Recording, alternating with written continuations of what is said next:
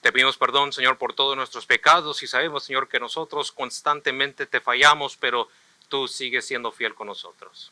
Te damos la honra y la gracia, Señor, por todas las dádivas divinas que tú nos has dado y nos has mostrado. Señor, te damos gracias, Señor, que en este día de tu Hijo, en este día de nuestro Señor, podemos reunirnos en este lugar para alabarte y glorificarte, pero ahora en este momento, Señor, entramos en este estudio para poder entender un poquito más de ti, de tus misterios que han sido revelados hacia nosotros en tu Escritura. Te pido, Señor, que todo lo que entendamos en el día de hoy será para edificación y purificación de tu iglesia. Te pido, Señor, que tú levantes a tus santos, que tú levantes de este sueño, Señor, que muchos están, pero esto, Señor, que tú has traído en este día, te pido que tú les sigas dando un hambre y un anhelo para poder indagar más de las Escrituras. Todo esto te lo pido en nombre de Cristo Jesús, tu Hijo amado. Amén y amén. Amén. Tomen asiento, mis hermanos. Y para comenzar este estudio, los quiero invitar que abran sus escrituras a Génesis capítulo 2, versículo 7. Vamos a estar leyendo en Génesis 1, 2 y 3. Entonces, por favor, mantengan abiertas sus escrituras en 1, 2 y 3. Pero primero vamos a estar viendo Génesis 2, versículo 7 en adelante.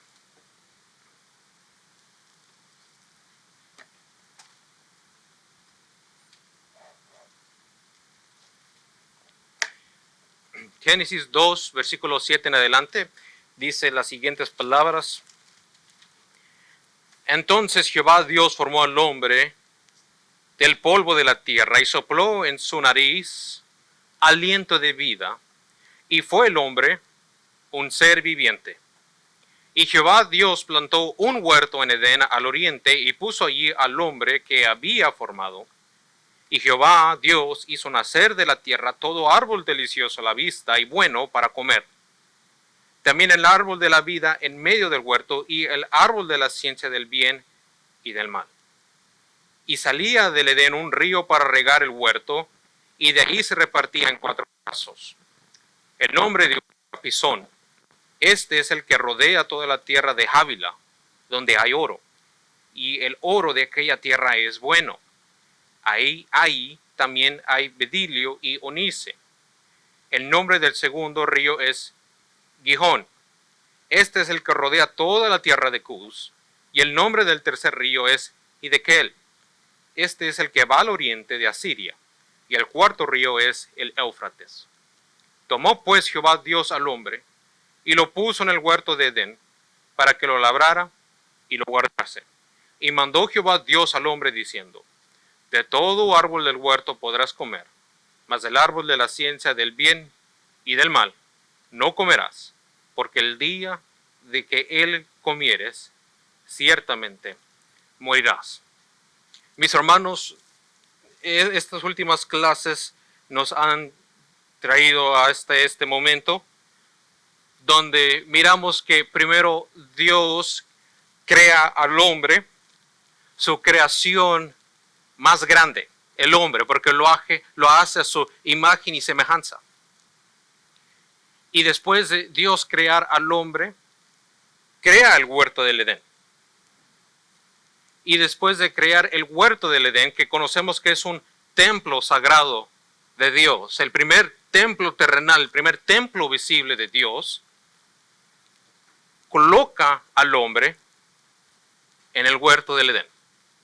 Y lo coloca y le da obras, le da ciertos trabajos que tiene que hacer.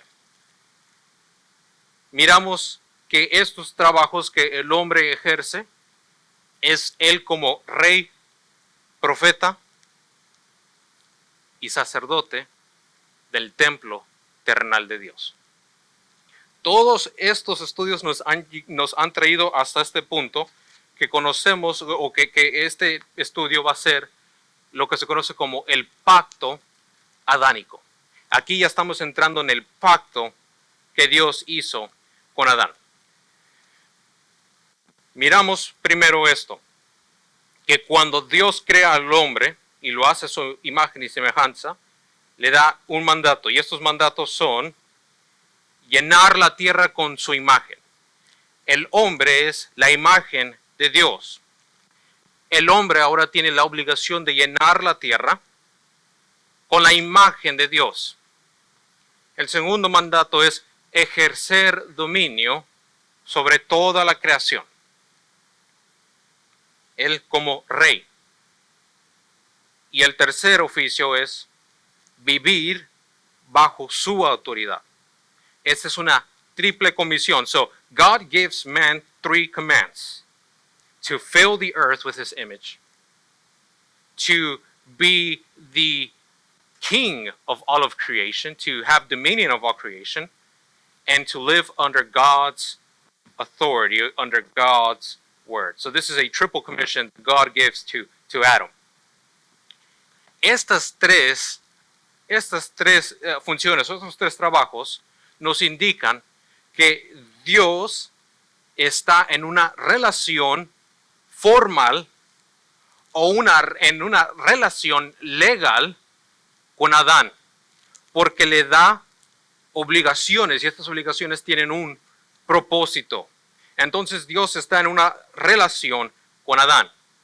Le da 3 mandatos. Pero luego miramos en el capítulo 2 que le da ahora otro mandato. En los primeros 3 mandatos que Dios le da al hombre, le dice, haz esto. Pero en Génesis 2 miramos que Dios le dice al hombre, no hagas esto.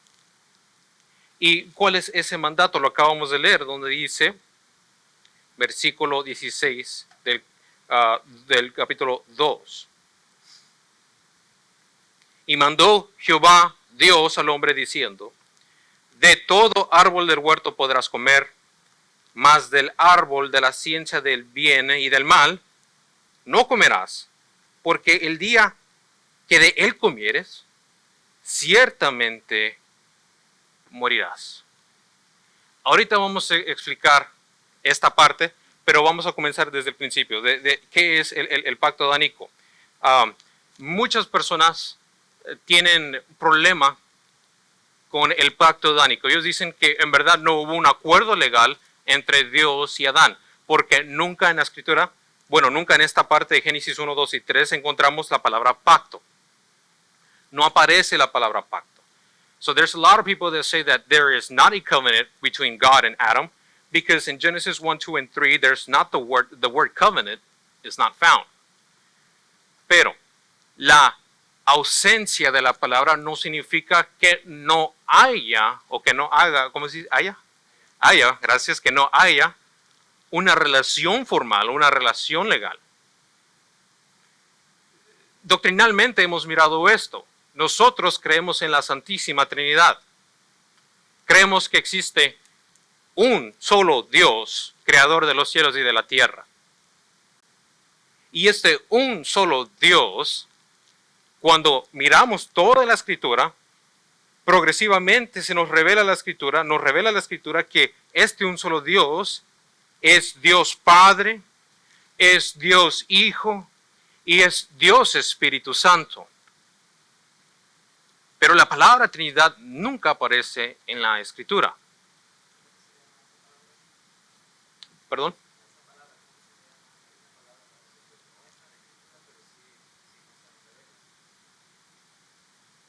No sé cuál es esa palabra. No sabía que había una palabra específica para esa. Lo había dicho, no me acuerdo. Me van a perdonar, no me acuerdo, pero lo voy a buscar. Muchas gracias, hermano. Pero esta palabra Trinidad no aparece en la Escritura, pero los elementos de la Trinidad están ahí. Un solo Dios, revelado como Dios el Padre, quien envía a Dios el Hijo, y Dios el Hijo, Él cumple la voluntad de Dios el Padre, y después de que Dios el Hijo asciende, el Padre y el Hijo envían, el Espíritu Santo procede de Dios el Padre y de Dios el Hijo. Igual aquí, la palabra pacto no aparece entre Dios y Adán, pero los elementos del pacto están allí. Pero los voy a llevar a Oseas capítulo 6, versículo 7. I want to take you to Hosea chapter 6, verse 7.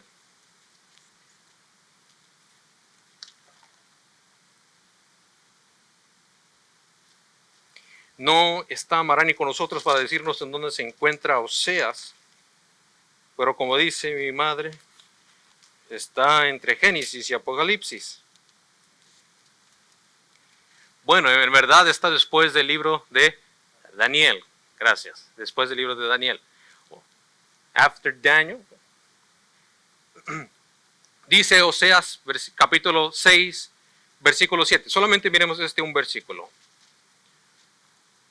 Donde dice capítulo 6, versículo 7. Donde nos dice: mas ellos, ¿cuál Adán traspasaron el pacto? Allí prevaricaron contra mí. O en otra versión, mas ellos, como Adán, quebrantaron mi pacto y pecaron contra mí.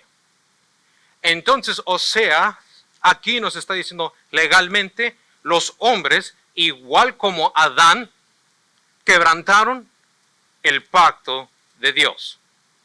Todos conocemos la historia de Adán y de Eva, pero estas clases es para profundizar en este quebrantamiento del pacto. Pero aquí estamos mirando que Oseas dice que esto era un pacto. Esto era un pacto. Ahora, aquí es donde tenemos que explicarlo con más precisión y donde es esencial que todos entendamos un punto. El pacto adánico es el pacto que se encuentra en la historia de la Biblia.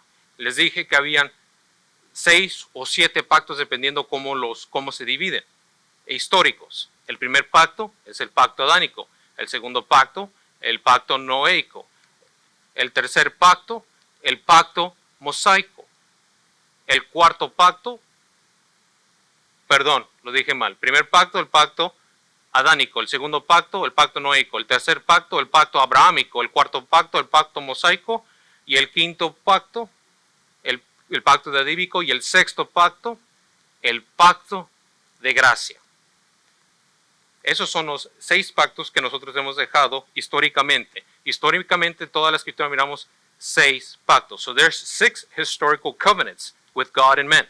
There's the covenant between God and Adam, the covenant between Noah, the covenant made with Abraham, the covenant made with Moses, the covenant made with David, and then the covenant or the new covenant made with Christ. And we're going to see all of these covenants. Pero sistemáticamente, para poder explicar doctrina, dije que hay 3 pactos. El pacto de redención, el pacto de obras y el nuevo pacto. Estos son los 3 pactos sistemáticos. El pacto adánico, el pacto que Dios hizo con Adán, es el pacto de obras. Cuando estamos hablando del pacto adánico, estamos viendo la historia. Cuando estamos viendo el pacto de obras, estamos viendo la doctrina, lo sistemático. Ahorita no vamos a entrar mucho en doctrina, pero vamos a entrar en la historia. Primero Dios, si acabamos con el pacto adánico, entramos en lo que significaba, o las estipulaciones que significa el pacto de obras para Adán y para nosotros. So, the 3 systematic covenants is the covenant of redemption, which is the covenant that God the Father and God the Son made in all eternity. The second covenant is the covenant of works, and the third covenant is the covenant or the new covenant. Ahora, entendamos esto acerca del pacto adánico. El pacto adánico no es un pacto redentor. No es un pacto salvífico. The covenant made with Adam is not a covenant of redemption. It's not a covenant for Adam to be saved. Because Adam was made righteous. He didn't have to be saved. He was already righteous with God. El pacto hecho con Adán no era un pacto para salvar a Adán, porque Adán no tenía pecado. Ya él fue creado, fue formado recto ante la presencia de Dios. El simple hecho que Adán participaba del santo templo en el huerto del Edén, significaba que Adán estaba recto y derecho de la presencia, en la presencia del Señor. Entonces el pacto adánico no es un pacto redentor o no es un pacto salvífico, en sí no es un pacto de gracia. No es un pacto que demuestra gracia. ¿Qué es gracia? ¿Qué es gracia? Gracia es un regalo inmerecido. Y lo que estamos viendo, lo que hemos leído en Génesis 2, es de que Adán tenía que obrar para poder continuar ser partícipe de la vida eterna. Él tenía que merecerse la vida eterna. Él tenía que trabajar para obtener vida eterna. Bueno, no obtenerla, ya era partícipe de la vida eterna. Para mantenerla, para guardar y labrar. Esa es la palabra, labrar, para seguir labrando.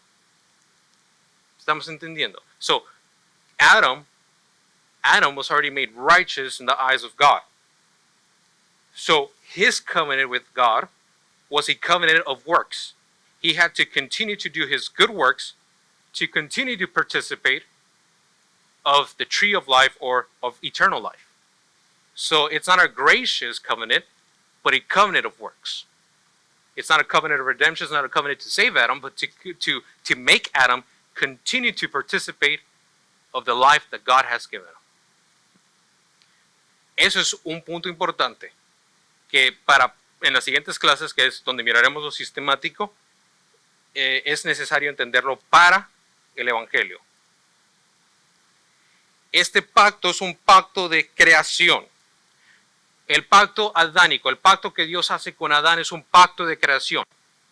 En este pacto es Dios diseñando la relación, o es Dios estableciendo la relación que Él tiene con su criatura antes de la caída, en su estado de inocencia. ¿Cuál es esta relación? Dios le da condiciones, le establece condiciones para que Él obtenga vida, obediencia y bendición. El hombre fue creado a la imagen de Dios.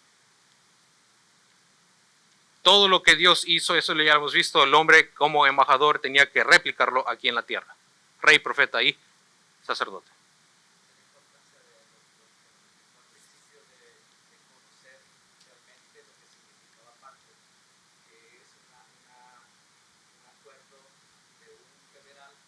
Sí, sí, sí, muy bien. Eso es muy importante, muy importante.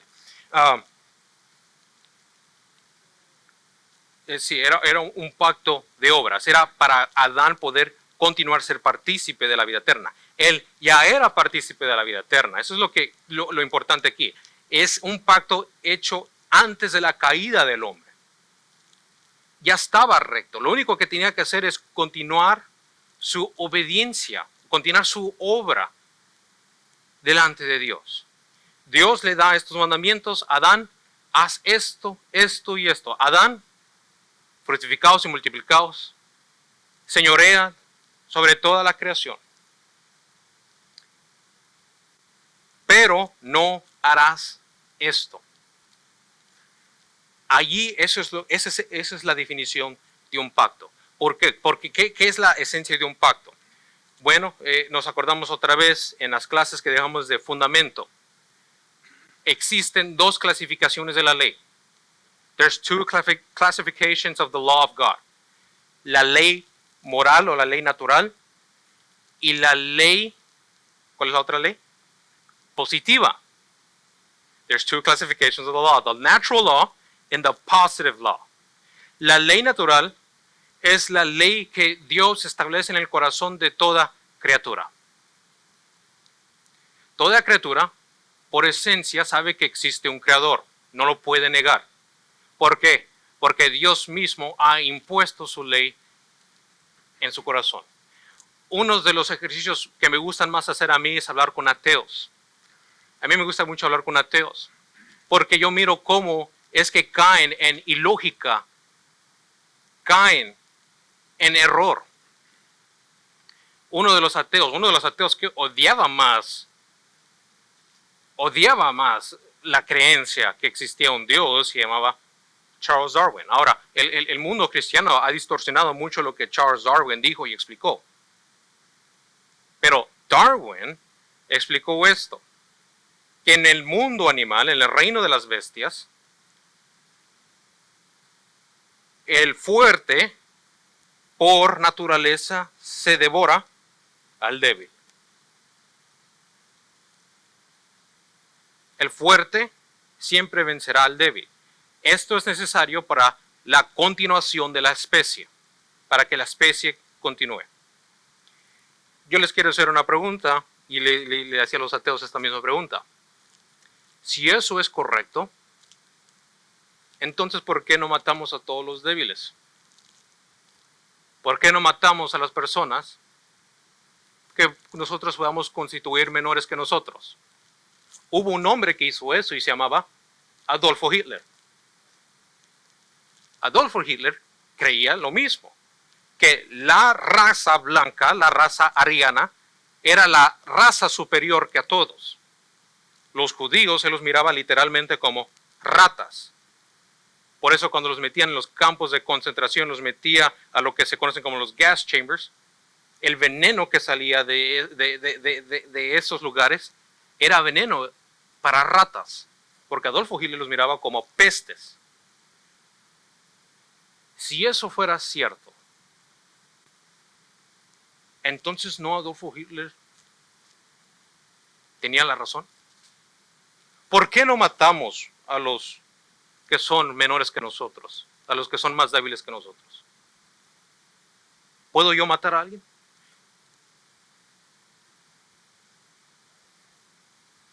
No debo. Hasta un ateo cree eso, que no debe de matar a alguien. Mi pregunta para el ateo y para todos ustedes es, ¿quién dice que no se puede asesinar a otra persona? Dios dijo, y esa ley está escrita en el corazón incluso hasta del ateo. Y por eso el ateo, por naturaleza, sabe que no puede asesinar a alguien más. Esa ley se conoce como ley natural. Y Pablo habla de esta ley en Romanos 1, donde dice, Romanos 2, donde dice que el gentil, por naturaleza, puede cumplir la ley de Dios sin haber escuchado la ley de Dios. ¿Por qué? Porque ya está escrita en su corazón. Pero la ley positiva, the positive law, es aquella ley que no está escrita en nuestros corazones, que nosotros por naturaleza no la podemos entender, si no es Dios quien la revela en forma de condescendencia. ¿Ve que estamos regresando a todas esas palabras? En forma de condescendencia hacia nosotros.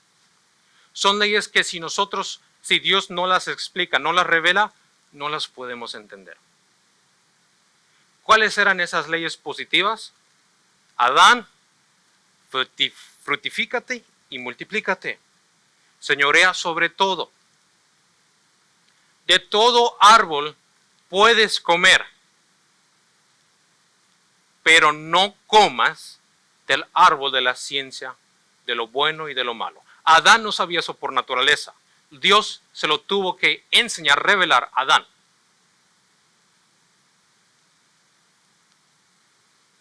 Esa ley positiva era una ley que traía amenazas, consecuencias, que es lo que se estipula en un pacto. Adán, si tú desobedeces lo que yo te digo, ciertamente habrán estas consecuencias. Morirás. ¿Cuál es lo opuesto de eso? Adán, si sigues en mi ley, si sigues lo que yo te digo, si me obedeces, serás partícipe, continuarás siendo partícipe de la vida eterna. Entonces, esto es un pacto. Un pacto es cuando se le da ley positiva a un pueblo, a una persona o a una nación. Y esto es lo que estamos viendo aquí, que Dios establece este pacto, estas extra leyes hacia Adán, para regular cómo es que Adán tenía que vivir delante de Dios.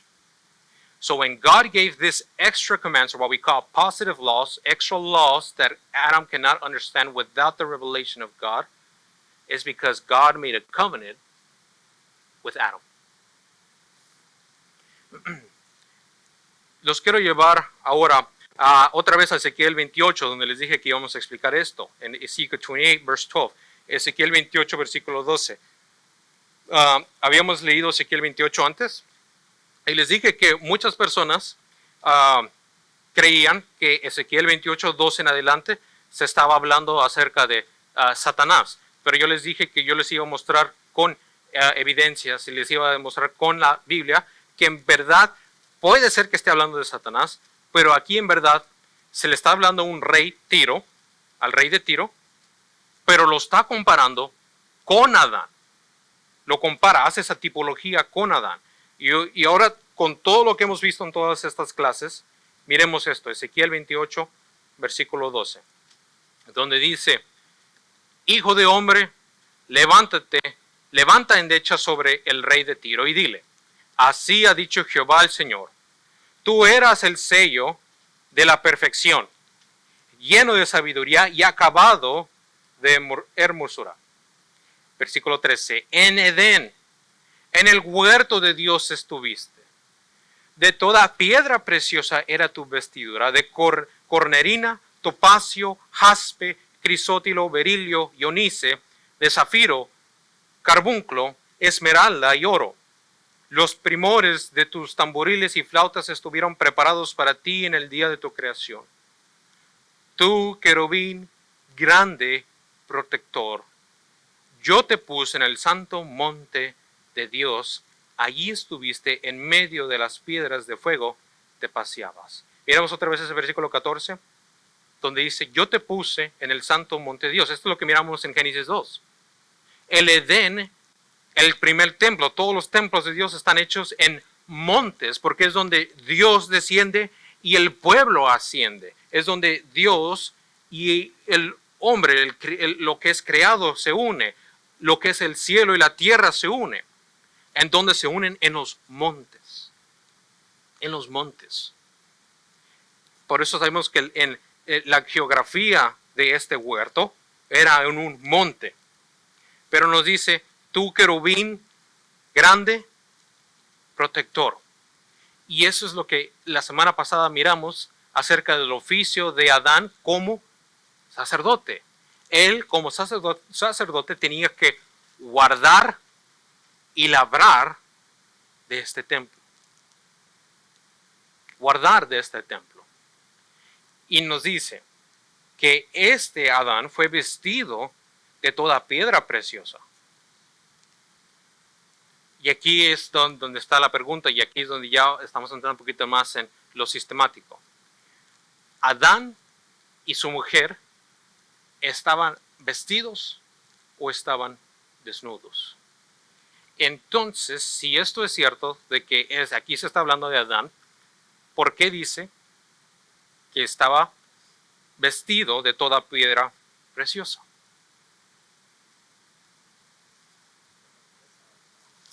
Muy bien, por la pureza. ¿Dónde miramos esto más? En Éxodo. Vamos a Éxodo 28, Exodus chapter 28, Éxodo 28. Y voy a leer rapiditamente ciertos versículos, porque todo capítulo son de 40 versículos. Pero en todo este capítulo es Dios regulando la manera en cómo es que el sacerdote tenía que vestirse para entrar en su presencia. Éxodo 28 nos dice el versículo 1: harás llegar delante de ti a Aarón tu hermano y sus hijos consigo de entre los hijos de Israel, para que sean mis sacerdotes. A Aarón y a Nadab y a Abiú, Eleazar, Etimar, hijos de Aarón. Vámonos al versículo 4, verse 4. Las vestiduras que harán son estas: el pectoral, el efod, el manto, la túnica bordada, la mitra y el cinturón. Hagan pues las vestiduras sagradas para Aarón, tu hermano, y para sus hijos, para que sean mis sacerdotes. Tomarán oro, azul, púrpura, carmesí y lino torcido, y harán el efod de oro, azul, púrpura, carmesí y lino torcido de obra primorosa. Tendrán 2 hombreras que se juntan a los 2 extremos y así se juntarán. Y su cinto de obra primorosa que está sobre él será de la misma obra, parte del mismo, de oro, azul, púrpura, carmesí y lino torcido. Y tomarás 2 piedras de onice y grabarás en ellas los nombres de los hijos de Israel. 6 de sus nombres en una piedra y los otros 6 nombres en otra piedra conforme a la orden del nacimiento de ellos. De obra de grabador en piedra, como grabaduras de sello, harás grabar las 2 piedras con los nombres de los hijos de Israel. Les harás alrededor engastes de oro y pondrás las 2 piedras sobre las hombreras del efod para piedras memoriales a los hijos de Israel. Y Aarón llevará los nombres de ellos delante de Jehová sus 2 hombros por memorial. Harás pues los engastes de oro y 2 cordones de oro fino, los cuales harás en forma de trenza y fijarás los 2 cordones de forma de trenza en los engastes. Hasta allí, hasta ese punto. Aquí estamos viendo que las mismas piedras, los mismos colores que se están describiendo en Ezequiel 28, están aquí en Éxodo 28. De la forma en que Adán como primer sacerdote estaba vestido con estas piedras preciosas, los sacerdotes, hijos de Aarón y Aarón, también tenían que estar vestidos de estas mismas piedras preciosas. Ahora el punto, y como dijo el hermano, era el por qué. ¿Por qué a Dios le interesaría? ¿Cómo es que se vestía un sacerdote para entrar a su presencia? Saltémonos al versículo 40. Y para los hijos de Aarón harás túnicas, también les harás cintos y les harás tiaras para honra y hermosura. Y con ellos vestirás a Aarón, tu hermano, y a sus hijos con él, y los ungirás y los consagrarás y santificarás para que sean mis sacerdotes, y les harás canzoncillos de lino para cubrir su desnudez. Serán desde los lomos hasta los muslos, y estarán sobre Aarón y sus hijos cuando entren en el tabernáculo de reunión o cuando se acerquen al altar para servir en el santuario, para que no lleven pecado y mueran. Antes de la caída, en el estado de inocencia, la desnudez no era ningún problema, porque no había conocimiento de pecado. Pero después de la caída, la desnudez representa vergüenza. Representa estar desnudos ante la presencia de Dios, no estar puros, no estar santificados en la presencia de Dios. Y los sacerdotes no solamente tienen que estar vestidos, pero vestidos conforme a la palabra, la voluntad que Dios le reveló, cómo es que todos los sacerdotes tenían que estar vestidos con piedras preciosas que representaban su rectitud delante de Dios. Entonces, aunque Adán físicamente estaba desnudo, cuando dice que estaba vestido de toda piedra preciosa, esto representaba su rectitud, su posición delante de Dios. Estaba recto, derecho delante de Dios. Por eso, y esta es la tipología, donde se cumple la tipología, ahora nosotros estamos vestidos, no de qué, pero de quién. De Cristo Jesús. Porque Él es donde toda justicia, donde toda rectitud se cumple, más precioso que el oro, nos dice Pedro. ¿Vieron cómo toda esta tipología empieza el principio y se cumple siempre en Cristo Jesús? Bueno, a Adán se le dio estas leyes. Haz esto y vivirás. No lo hagas, desobedéceme y vas a morir. Y lo que vamos a ver en lo sistemático, en lo que es el pacto de obras, cuando entremos en la doctrina, es que no solamente miraremos que fue Adán quien falló, sino toda la humanidad falló en Adán. Todos fallamos en Adán. Entonces miramos la combinación o la unión de las leyes positivas y las leyes naturales. Ahora ya podemos entrar en lo bueno. Ya vámonos a Génesis capítulo 3, versículo 1, donde analizaremos juntos la caída del hombre y qué es lo que significa para nosotros.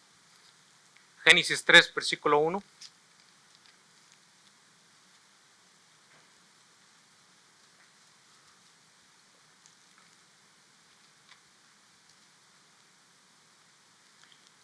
Apocalipsis 12:9 identifica a la serpiente como Satanás. Sabemos quién es la serpiente. ¿Por qué es serpiente? Porque nos dice la escritura que siempre desde el principio fue astuta y mentirosa. Empieza Génesis 3, versículo 1 de esta manera.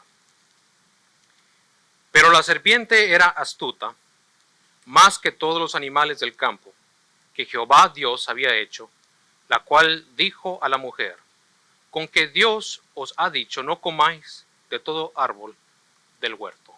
Yo quiero que pasen ahí, y yo les he dicho, tenemos que analizar con mucho cuidado cada letra que Moisés, inspirado por el Espíritu Santo, pone aquí. Si usted lee desde Génesis 1, 2 y 3, usted va a mirar que cada vez que se refieren a Dios, se refieren a Dios como Jehová Dios, que significa Dios el Señor.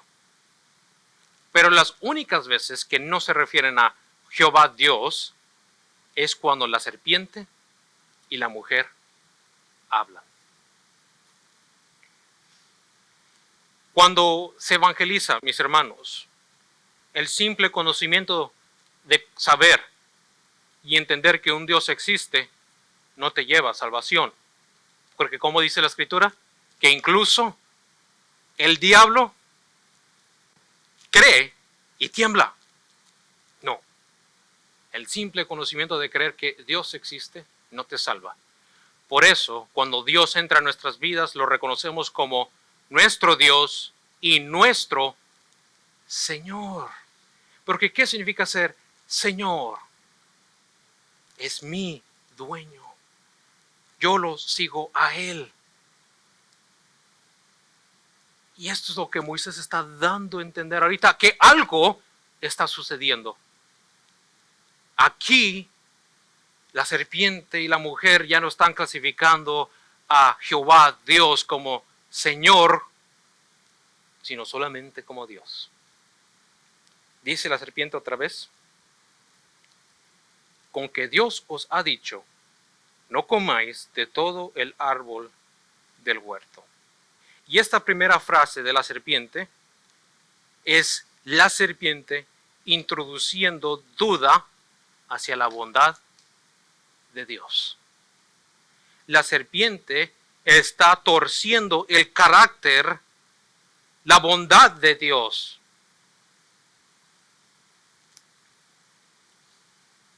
Cada vez que nosotros o cualquier otra persona peca, tuerce la imagen de Dios. ¿Cuál es el segundo mandamiento? No te harás imagen ni semejanza de lo que hay arriba en los cielos o aquí debajo de la tierra.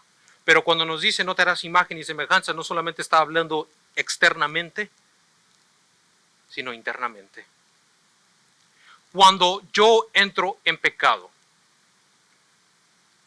una de las cosas que yo personalmente he batallado es estar satisfecho o feliz en Dios. Que para mí Dios lo debe de ser todo. ¿Por qué? Porque lo opuesto de eso es decir, Dios me ha sido infiel a mí. Dios no ha cumplido conmigo, Dios no me ha bendecido, pero lo que realmente estoy diciendo es, Dios no me ha cumplido mis caprichos que yo quiero que Él me cumpla. Esto es torcer la imagen de Dios. Y así es como empieza la serpiente, introduciendo duda acerca de quién es Dios. ¿Y qué es lo que le dice la mujer? La mujer responde en el versículo 2 y 3. Y respondió la mujer a la serpiente: del fruto de los árboles del huerto podemos comer, pero del fruto del árbol que está en medio del huerto, dijo Dios, no comeréis de él, ni le tocaréis, para que no moráis. Aquí estamos viendo que la mujer había escuchado lo que dijo Adán. Es más, repitió lo mismo que Dios le dijo a Adán. Adán, como buen profeta, se lo transmitió a su mujer. Su mujer tenía un conocimiento de lo que Dios había dicho, pero en verdad tenía un entendimiento de lo que Dios había dicho. Yo les quiero decir que hay personas que tienen 20, 30, 40 años en el Evangelio y te pueden dar versículos así. Te pueden recitar mucha escritura, pero en verdad hay un entendimiento de la escritura. En verdad hubo un cambio en sus vidas acerca de lo que Dios había dicho. Este fue el problema de la mujer, que empezó a escuchar la tentación. Por eso yo les dije la otra vez, no escuche la tentación, no escuche al maligno. Usted sabe lo que Dios le ha dicho. Había un hombre que un día se paró y andaba tocando en el teclado ahí y dijo, ¿cuántos de ustedes quieren escuchar la voz de Dios? Pero no así, audiblemente. Yo lo quería agarrar, no tenía corbata, pero lo quería agarrar del cuello y lo quería arrastrar, porque ¿cómo que escuchar la voz de Dios? Aquí se encuentra la voz de Dios. Aquí yo sé qué es lo bueno y qué es lo malo. Yo no necesito que venga un profeta o hijo de profeta a decirme qué es lo bueno y qué es lo malo. Dios lo ha establecido por medio de su escritura.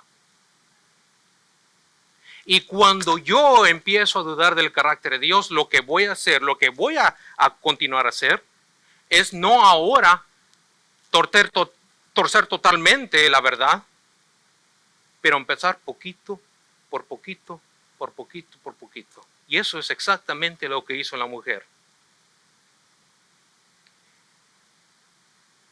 La serpiente le dijo a la mujer ahora, versículo 4, no moriréis. Y aquí es donde la serpiente astuta le declara exactamente lo opuesto que Dios había dicho. Adán, ciertamente cuando comas de este árbol, morirás. ¿Qué dijo la serpiente? No moriréis. Por eso tenemos que entender quién es nuestro Señor. Dice la Escritura, no se puede servir a dos señores. O sirves a uno que te dice cómo debes de vivir para obtener vida eterna, que solamente la obtienes por medio de Cristo Jesús, o sigues a otro que te va a decir lo que uno por naturaleza quiere escuchar.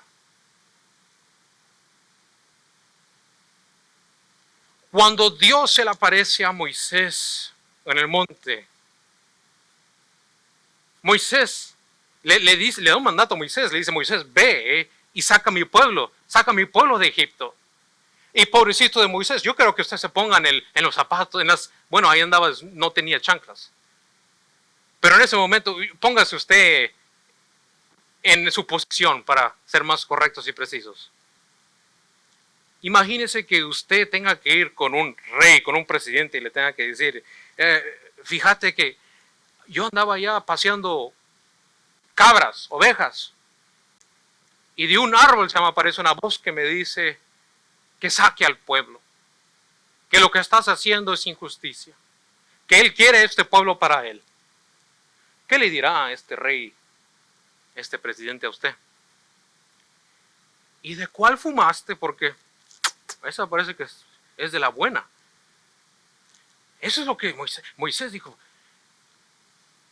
Voy a ir con los ancianos de Israel y les voy a decir que alguien me dijo esto. Yo no sé quién eres. ¿Cómo te llamas?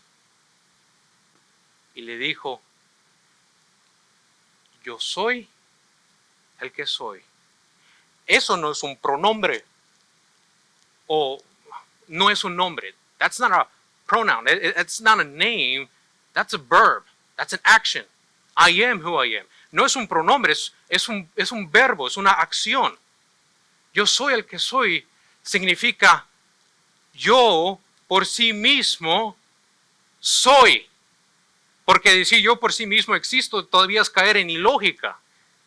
Porque para poder existir tiene que ser, y para poder ser tiene que hacerse. Y Dios no se hace, Él siempre ha sido.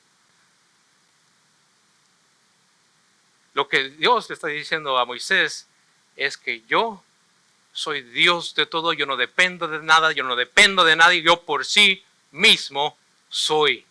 ¿Cómo se llama ese atributo de Dios? Se llama su aceidad, su autonomía. Dios es autónomo. ¿Ustedes entienden la palabra autónomo? ¿Ustedes tienen automóviles? ¿Qué es un automóvil? What is an automobile? Let's ask our brother Ras, since he works with automobiles. He probably knows.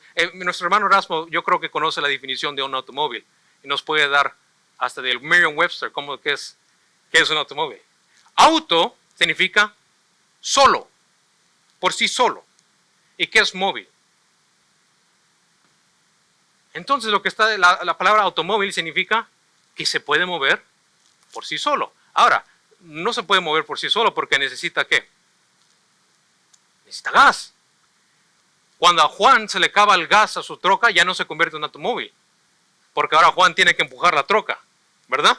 Ya no se mueve solo. Y la palabra autonomía es que Dios es el que existe, el que es, el que decide por sí solo. Eso es algo que Dios le declaró a Adán desde el principio. Yo soy tu Dios. Tú harás esto y no harás esto. Dios no debatió con Adán, ¿quieres entrar conmigo en un acuerdo? No. Le dijo, tú harás esto y no harás esto. Porque lo primero con que nosotros tenemos que comenzar es que Él es creador y nosotros creación. La distancia que existe entre un miserable gusano y yo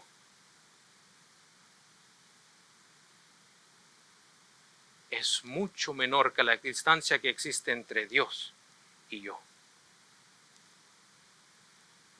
Dios no debate con nadie. ¿Quieres obedecer mi palabra? No. Él la da. Y lo primero, bueno, ya aquí entrando en esta parte, Satanás, la serpiente, dice exactamente lo opuesto a Eva o a la mujer, porque aquí no era Eva. Fue nombrada Eva hasta después de la caída. No morirás.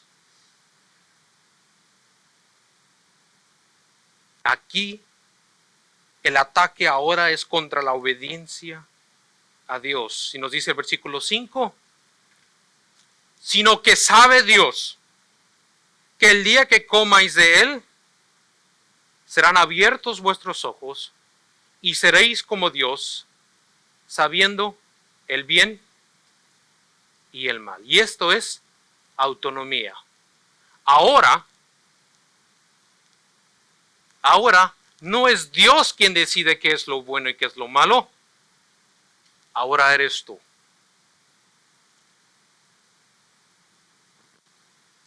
Ese es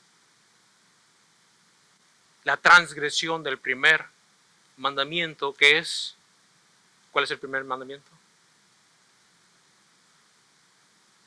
Ese es el primer mandamiento, pero sí, esa es la transgresión también de ese. No tendrás dioses ajenos delante de mí. Porque en ese momento, cuando yo decido qué es lo bueno y qué es lo malo, yo soy Dios. Yo soy autónomo. ¿Saben el problema de el mundo cristiano, de las personas que viven en el mundo cristiano? Es que cuando le prestan el oído a Satanás, a la serpiente, y la serpiente empieza con la tentación, no te dice una mentira en absoluto, sino empieza por poquito, por poquito, por poquito. Como dice un amigo que tengo, empieza a meter la cuña.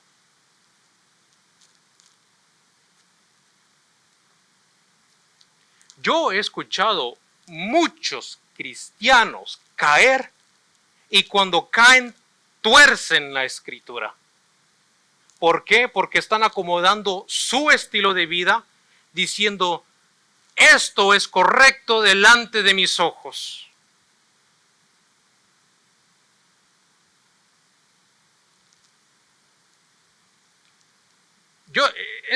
Las cosas que yo he escuchado son absurdas. Yo he escuchado de personas que tienen 2, 3 mujeres. ¿Y cómo lo justifican? Pues el rey David tenía 500 concubinas. Y ahora la escritura nos dice que nosotros somos reyes y sacerdotes. Claro que el matrimonio homosexual no es malo, porque Jesús mismo dijo que amaras a tus enemigos, que amaras a tus prójimos. Entonces, ¿por qué es malo el que yo ame a otra persona del mismo sexo?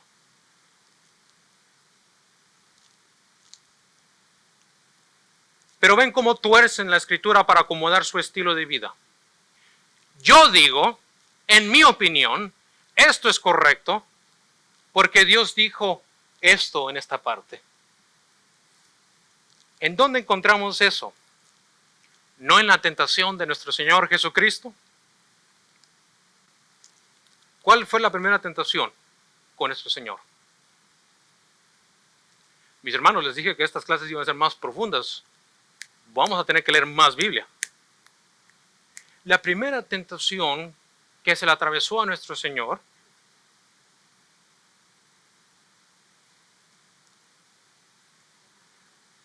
¿por qué? ¿Usted nunca ha pensado en eso? ¿Usted nunca ha pensado en la tipología de qué es lo que significa el comer? Esta tipología existe en toda la escritura, pero yo les dije que todas esas clases se iban a poner buenas. El primer pecado entra cuando la tentación de comer se le presenta a Adán. Y esa es la primera tentación que la serpiente se la da a nuestro Señor. Come. Ahora, Adán, la tentación de Adán no fue en un mundo caído. ¿Dónde estaba Adán? En el templo, la serpiente se atrevió a meterse al templo de Dios y a tentar a Adán. Pero nuestro Señor Jesucristo no estaba en ningún templo, sino fue por el Espíritu enviado al desierto. En el templo está la presencia de Dios y en el desierto es separación de la presencia de Dios. No miramos en el pueblo de Israel cuánto tiempo duraron en el desierto. ¿Por qué? Por su desobediencia a Dios. Pero donde miramos la caída de un hombre, miramos el triunfo del mejor hombre, Cristo Jesús. Pero así empieza la serpiente. No vas a caer, no vas a morir. Lo que Dios te dijo es una mentira, porque Dios sabe que si tú haces lo que es agradable a tus ojos, lo que tú quieres, lo que tú deseas, vas a ser igual como Dios. Tú ahora eres el dueño de tu vida, el capitán de tu barca. ¿Y qué hizo la mujer? Dice ahora el versículo 6. Y vio la mujer que el árbol era bueno para comer y que era agradable a los ojos y el árbol codiciable para alcanzar la sabiduría. Y tomó de su fruto y comió y dio también a su marido, el cual comió así como ella. Ahí es donde en las siguientes clases vamos a analizar la psicología o la naturaleza de la que es una tentación. Ahorita apenas acabamos de entrar, solamente rozamos lo que es tentación. Pero como les dije, no sé si fue en la semana pasada o en la otra clase, cuando nuestro Señor Jesucristo nos enseñó a orar, nos dijo, líbranos de la tentación. Nadie está, y siempre estoy con esta palabra, exento. ¿Cómo se dice? Exento. Ayúdame, Erasmo. Exento. Lo que ustedes dicen. Nadie está libre de la tentación. Las tentaciones no vienen de parte de Dios, vienen del enemigo. Mis hermanos, como iglesia tenemos que estar orando unos por otros para que la tentación no nos alcance. La tentación, les dije, empieza poquito por poquito y luego llega hasta un punto que de repente explota y nunca supiste cómo llegó, cómo salió, pero te miras en el hoyo. Por eso Santiago nos dice que el transgredir una sola ley es transgredir toda la ley de Dios. Porque en ese momento cuando la mujer tomó del fruto, ella es Dios. Ella torció la imagen de Dios. Ella profanó el santo nombre de Dios. En el tiempo de Dios, porque es el tiempo de Dios en el cuarto mandamiento, desobedeció a sus autoridades, que nos dice el quinto mandamiento. Mató a su esposo, porque el odiar es matar. ¿Y cómo es que odió a su esposo? Porque le dio lo que era malo, y no solamente odió a su esposo, pero odió el nombre de Dios. Robó de la benignidad de Dios y se la atribuyó a la serpiente. Adulteró en su corazón. Y el 10º no estaba satisfecha con lo que Dios le había dado. Y Dios era bueno, Dios le había dado de todos los árboles del fruto. Cuidado con la tentación, mis hermanos. Pero lo dejamos para la siguiente clase. Dios me los bendiga. Pongámonos de pie y oremos. Padre nuestro que estás en los cielos, te damos gracias, te damos la honra y la gloria.